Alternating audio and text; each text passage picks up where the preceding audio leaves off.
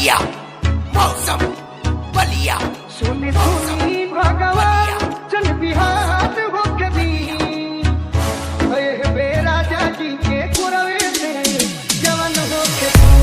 आज राजा जी के कुरवे में जवन हो के आज हो पहिला मिलनवा मिलने बदनी के सजनवा जय हो हे भगवान हमार अंगे अंग गुलाब नियन खिलल बाबा दनवा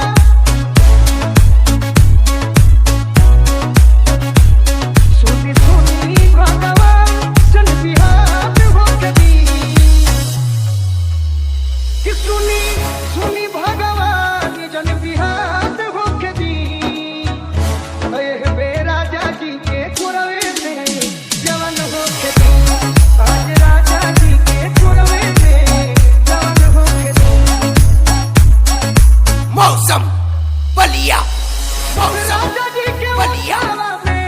उठ जब साथी बलिया राजा जी के उठावा में उठ जब साथी भुकुर भुकुर पड़ी हमरा दिलवा के बाती भुकुर भुकुर पड़ी हमरा दिलवा के बाती